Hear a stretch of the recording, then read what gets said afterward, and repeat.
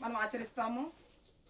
ఎందువల్ల దేవుడు మనకి ఇవన్నీ తెలియచేశారో, ఒకగానొక కుమారుణ్ణి ఈ లోకంలోనికి పంపించి తన స్వకీయ సాంపాద్యంగా మనల్ని ఏర్పరచుకున్న మనల్ని రక్షించడానికి, ఈ లోకం నుంచి వేరుపరచడానికి మనల్ని తన ఒక్కగానొక్క కుమారుణ్ణి మనకి ఈ లోకానికి పంపించారండి. ఆయన 33.5 సంవత్సరాలు ఇక్కడ ఈ లోకంలో ఉండి 30 సంవత్సరాలు తల్లిదండ్రుల మధ్య ఆయన పెరిగిన వారుగా ఉన్నారు. అయితే ఈ 30 సంవత్సరాలు కూడా తల్లిదండ్రులకు లోబడిన వారై, అంటే మరియా పరిశుద్ధాత్మ ద్వారా గర్భము ధరించారు. అయితే తండ్రి ప్రదానం చేయబడిన యోసేపు గారు అయితే ఆయన పని చేస్తున్న పనిని యేసుప్రభు వారు కూడా చేయడం జరిగింది. అయితే 30 సంవత్సరాలు తల్లిదండ్రులకు లోబడి, తల్లిదండ్రులను సన్మానించమన్న రీతిగా తల్లిదండ్రులకు లోబడి ఆయన 30 సంవత్సరాలు తల్లిదండ్రులతో ఉన్నారు. తర్వాత బాప్తిసం సాక్ష్యంలోనికి ఆయన రావడం జరిగింది. ఈ బాప్తి సాక్ష్యంలోకి వచ్చింది ఎవరి ద్వారా అంటే బాప్తిసం ఇచ్చి యోహాను ద్వారా ఈయన బాప్తిసం తీసుకోవడం జరిగింది. ఈ 30 సంవత్సరాలు తల్లిదండ్రుల మధ్య ఉన్నప్పటికీ అప్పటి నుంచి దేవుని చిత్తంలో ఆయన బాప్తిసం సాక్షిలోకి వచ్చి దేవుని చేతిలోకి అప్పుడే వచ్చారంటే ఆయన తల్లి గర్భంలో రూపింపబడక మునిపే ఆయన చిత్తము మన పట్ల ఎలా అయితే ఉన్నదో అంతకంటే హెచ్చుగా దేవుని పట్ల కూడా, ఆయన కుమారుని పట్ల కూడా ఆయన సిద్ధపరిచి ఉన్నారు. ఆ సంకల్పాన్ని, ఆయన చిత్తమును ఆయన నెరవేర్చడానికి పరమును విడి ఈ భూలోకమునికి కుమారుడుగా జన్మించారు మన కొరకు. ఎందుకని జన్మించారంటే అండి, మన పాపముల కొరకై, మనము చచ్చిపడి ఉన్న మనల్ని తిరిగి లేవనెత్తడానికి, ఈ లోకంలో పడిపోకున్నట్లు లేవనెత్తడానికి తండ్రి మన కొరకు ఆయన కుమారుడిని మన కొరకే పంపించారు. మనకి ఆయన వచ్చి ఆయన రక్షణను అనుగ్రహించి తనతో పాటు ఒకనొక దినం మళ్ళీ తండ్రి రాజ్యంలో మనల్ని చూడాలనే ఉద్దేశంతో, ఆయన ప్రేమతో మనల్ని, ఆయన కుమారుని ఈ లోకానికి పంపించడం జరిగిందండి. ఇప్పుడు మత్తయి సువార్త 3వ అధ్యాయము 16వ వచనం ఒకసారి చదువుకుందామండి. యేసు బాప్తిసం పొందిన వెంటనే నీళ్ళలో నుండి ఒడ్డునకు వచ్చాను. ఇదిగో ఆకాశము తెరవబడెను. దేవుని ఆత్మ పావురం వలె దిగి తన మీదకి వచ్చుట చూశాను. ఆమేన్. యేసు ప్రభు వారు బాప్తిసం తీసుకున్నప్పుడు యోహాను గారు బాప్తిసం ఇచ్చారండి. యాక్చువల్లీ బాప్తిసం ఇస్తున్నప్పుడు యోహాను గారు బాప్తిసం ఇస్తున్నారు. అనేక మందికి బాప్తిసం ఇస్తున్నప్పుడు యేసుప్రభు వారు నడుచుకుని వస్తున్నప్పుడు ఆయనకు తెలుస్తుంది యేసుప్రభు వారు వస్తున్నారని చెప్పేసి. వచ్చినప్పుడు ఆయన ఏమంటారంటే, మారు మనసు నిమిత్తము నేను నీళ్లతో మీకు బాప్తిసం ఇస్తున్నాను, కానీ నా వెనుక వచ్చేవాడు నాకంటే శక్తిమంతుడు అని చెప్పడం జరుగుతుంది. ఆయన చెప్పులు మోయటకైనను నేను పాత్రను కానని చెప్పేసి యోహాను గారు చెప్పడం జరుగుతుందండి. అంత సర్వశక్తిమంతుడు ఆయన. తండ్రికి ఎంతైతే మనం విధేయులమైనామో కుమారునికి కూడా అంతే విధేయులమై ఉండాలని చెప్పేసి ఈ వాక్యం ద్వారా మనం తెలుసుకోవచ్చు. యోహాను గారు అంత బలంగా మనకు తెలియజేశారు. ఏమనంటే, నా వెనక వచ్చేవాడు నాకంటే శక్తిమంతుడు అని చెప్పడానికి కారణం ఏంటంటే, దేవుని చిత్త ప్రకారం యేసుప్రభు వారు ఈ లోకంలో ఉన్నారు. అవునండి, యేసుప్రభు వారు ఈ లోకంలో ఉన్నారంటే ఆయనకు తెలుసు దేవుడు ఏమైతే సిద్ధపరిచి ఉన్నారో, ఏమైతే చేయబోతున్నారో అంతా కూడా దేవునికి తెలుసు. అయితే బాప్తిసం పొందిన వెంటనే ఆయన ఏమని మాట సెలవిస్తున్నారంటే, ఒక పావురము, దేవుని ఆత్మ పావురం వలె ఆయన మీదకి దిగి వచ్చుట చూచితిమి. అవునండి, పావురం వలె ఎందుకు దిగి వచ్చిందంటే, ఆ రోజు నుంచి దేవుని యొక్క ప్రణాళికలో ఆయన చిత్తం నెరవేర్చబడుట్లో కుమారుడు, ఇప్పుడు ట్రైన్ ఒక ట్రాక్ మీద ఉందనుకోండి, మనం ఏమనుకుంటాం, ప్రయాణానికి సిద్ధంగా ఉందనుకుంటాం. అదేవిధంగా యేసుప్రభు వారు బాప్తి సాక్ష్యంలోనికి వచ్చి అక్కడ నిలవబడినప్పుడు పావురం వచ్చి అక్కడ వాలిందంటే అది దేవునికి పరిశుద్ధాత్మకి సూచనగా ఉన్నదండి. ఆ పావురము పరిశుద్ధాత్మ, తెలుపు అనేది పరిశుద్ధాత్మకి సూచనగా ఉంది. ఆ విధంగా దేవుడు చూపించారు. ప్రతిదానికి నిదర్శనం చూపిస్తానే వచ్చారు. ఫర్ ఎగ్జాంపుల్, దేవుడు ఇక్కడ జన్మించినప్పుడు కూడా, ఈ లోకంలో యేసుప్రభు వారు జన్మించినప్పుడు కూడా ఒక సూచన మనకు దేవుడు చూపించారు. అట్టి రీతిగా మరొక మానవుడు కానీ మరొక దేవతలు కానీ ఎవరో లేరండి ఈ లోకంలో. నేను తప్ప వేరే మార్గం లేదని దేవుడు సెలవిచ్చారు.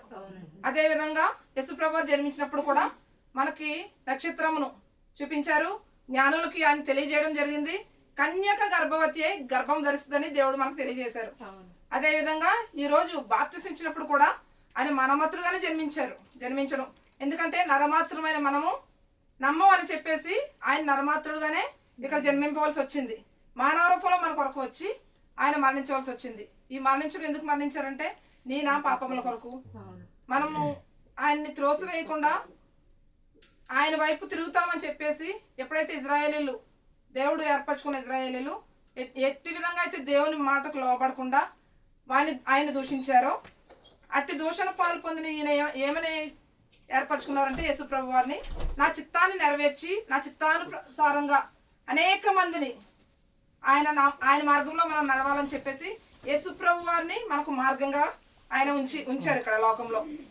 ఇలా ఉంచిన ఈయన మనకి మాదిరిగా ఎన్నో మార్గాలు చూపిస్తూ వచ్చారు. అయితే ఈ అన్య జనాంగం ఈ లోకము ఆయన ద్వేషించింది, మళ్ళీ శిలోకి అప్పగించింది. ఆయన్ని శిలోకి అప్పగించినప్పుడు కూడా ఆయన ఏమాత్రము నోరు తెరవలేదు, కానీ వదకు తేబడిన గొర్రె పిల్లవలే మౌనంగా ఉన్నారు. ఎందుకు మౌనంగా ఉన్నారంటే ఆయన చేతకాని వాడు కాదండి. ఇప్పుడు అనేక మంది మీడియా వాళ్ళు చెప్తా వస్తున్నారు, చాలా మంది మాట్లాడేది అంత చేతనైనడైతే ఈ 3 మేకలు పీక్కోలేడా అని మాట్లాడుతున్నారు. పీక్కోగలడు, సర్వశక్తివంతుడు ఆయన.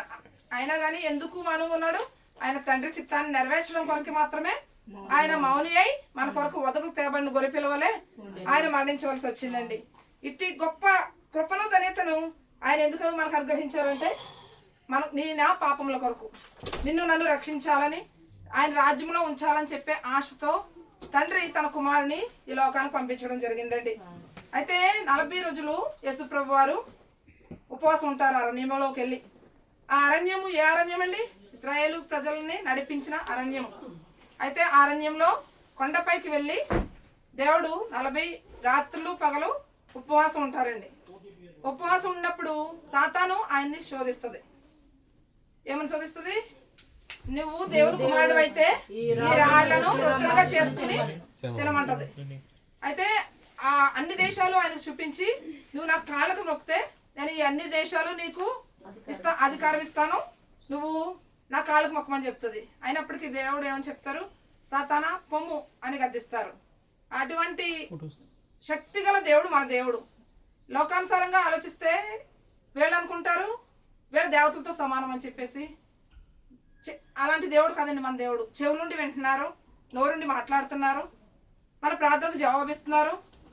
చనిపోయిన లాజర్ని తిరిగి లేపిన దేవుడు మన దేవుడు. ఆయన రక్తము ద్వారా మనకు స్వస్థత కలుగుతుంది. ఆయన పొందిన దెబ్బల చేత మనకు స్వస్థత కలుగుతుంది. ఆయన రక్తం ద్వారా మన పాప విమోచన జరుగుతుంది. అట్టి విధంగా ఆయన శిలువలో బలి అయినట్టుగా మనకు తెలియచేస్తుంది. ఈ లెంట్ డేస్ అనేది ఎందుకు చేస్తారంటే యేసు ప్రభు వారు ఈ 40 దినాల్లో కూడా శ్రమ అనుభవించడానికి కారణం ఇవన్నీ. అయితే లాస్ట్లో 40 రోజులు లాస్ట్లో ఏమవుతుంది? శిలువకు అప్పచెప్పబడతారు యేసు ప్రభు వారు. దాన్ని బట్టే ఈ లెంట్ డేస్ మనం ఆచరించడం జరుగుతుందండి.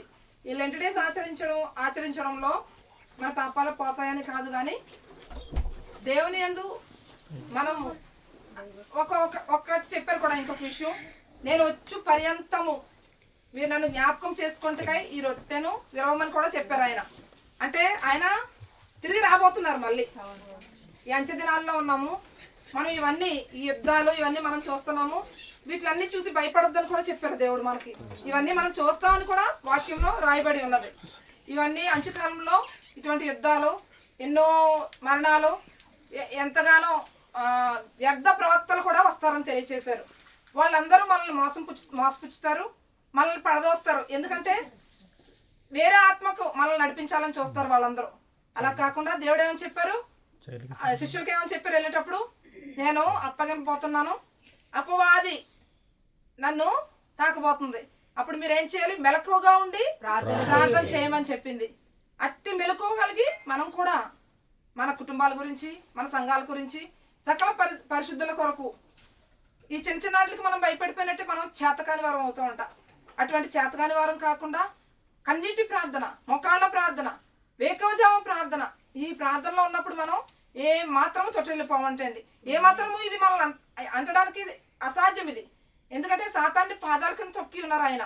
సాతాను గర్జించు సింహం వలె చెలరేగుతున్న దినాలు ఇది. అవునండి. అయితే యోధా గోత్రపు సింహంగా ఆయన రాబోతున్నారు. ఆమేన్. అలాంటప్పుడు ఈ సాతానికి మనం భయపడిపోవాల్సిన అవసరం ఏమీ లేదండి. ఎందుకు చెప్తున్నానంటే ఇప్పుడు ఈ యుద్ధాల గురించే మనకి రాత్రులు పగలకుండా నిద్రపోకుండా ఉన్నాం. అవునండి. నిన్న రాత్రి అయితే ఆ సౌండ్లకి నిద్రే రాలేదు అసలు. అలాంటిది ప్రభువా మోకరించి తెల్లవారుజామున లేసి ప్రార్థించి మేము ఇలాగ ఉంటే చేతకాని వరం కదా ప్రభువా అని చెప్పేసి మళ్ళీ మోకరించి ఆయన దగ్గర ప్రార్థించి మళ్ళీ శక్తిని పొందుకుంటాం మనం. ఆయనే మనకు ఆ శక్తిని ఇస్తారు, ఆయనే ఆ ధైర్యాన్ని ఇస్తారు. అటువంటి విధంగా ముందుకు కొనసాగిపోదాం. రేపు అనేది మంద కాదు. ఒకవేళ రేపే ఈ క్షణమే మన మరణం అయితే కూడా దేవుని రాజ్యంలో మనం నిలబడతాము. మరొక రాజ్యం మనకు ఉన్నది, నిత్య రాజ్యము, 1000 ఏళ్ల పరిపాలనలో మనం ఉంటామనే నిరీక్షణ మనకున్నప్పుడైతే మనం ఏం భయపడవసరం లేదండి. ప్రార్థన చేద్దాం, మెలకువగుండి ప్రార్థన చేద్దాం. నిత్యరాజ్య వారసులుగా మనం ఉంటామని ధైర్యంతో ముందుకు కొనసాగిపోదాం. ఆ ఇంటి దగ్గర నుంచి ఫోన్ చేసి అంటారు అయ్యో చనిపోతారేమో అని చెప్పేసి. దేవుని చిత్తం, ఎక్కడున్నా చనిపోతాం, ఇండియాలోకి వెళ్ళినా చనిపోతాం.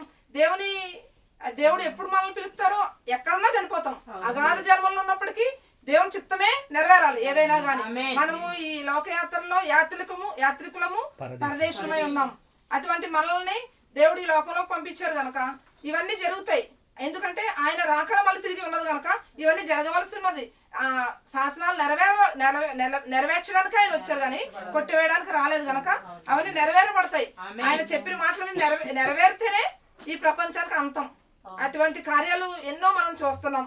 అయితే సిలువను గురించి కొన్ని ధ్యానించుకుందామండి మనము. 1 పేతురు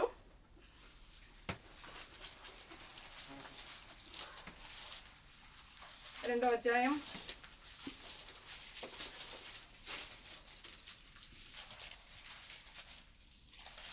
24వ వచనం. మనము పాపముల విషయమై చనిపోయి నీతి విషయమై జీవించినట్లు ఆయన తానే తన శరీరమందు మన పాపములను మ్రాను మీద మోసుకొనెను ఆయన పొందిన గాయముల చేత మీరు స్వస్థత నొందితిరి. ఇక్కడ ఏమని రాయబడి ఉందండి? మన పాపముల విషయమై మనం చనిపోయి ఉన్నామంట.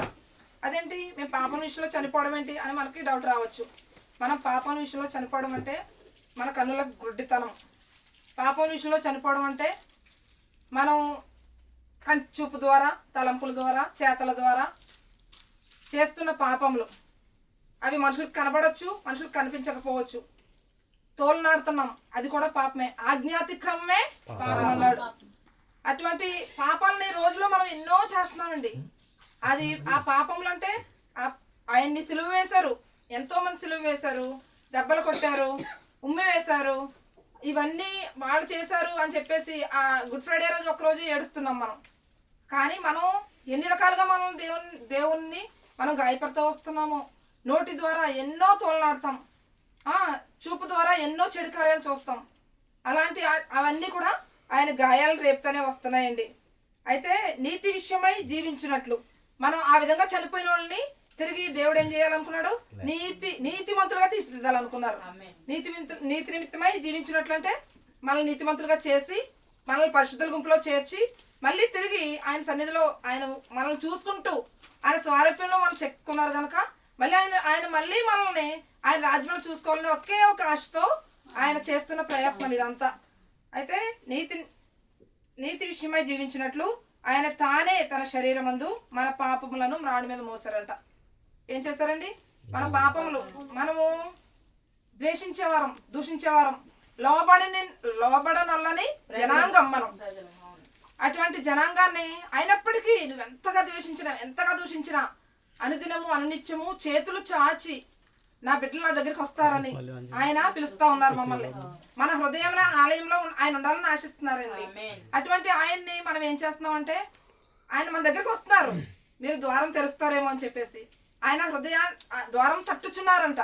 తట్టుతున్నప్పుడు మనం గ్రహించే వారంగా ఉండట్లేదు. ఎందుకంటే పాప ఊబిలో మునిగిపోయిన మనకి కన్నులో గురుడితనం ఉంది కనుక మనం గ్రహించలేకపోతున్నాం. ఆయన మన దగ్గరికి వస్తున్నారు, ఆయన రాజ్యంలో చేర్చాలని ఇష్టపడుతున్నారు. అయినా కానీ మనం ఏం చేస్తున్నాం? ఏమాత్రం పట్టించుకోకుండా ఆయన్ని త్రోసివేసే జనంగా ఉండి సాతాను యొక్క కుయుక్తుల కుతంత్రాల్లో పడిపోయి సాతాను యొక్క బిడ్డలుగా మనం తయారైపోయి ఉన్నాం. వాటి నుండి తప్పించడానికి దేవుడు ఏం చేస్తున్నారంటే మ్రాను మీద మన పాపములని మోస్తున్నారంట. అయితే ఆయన పొందిన గాయముల చేత మనకు స్వస్థ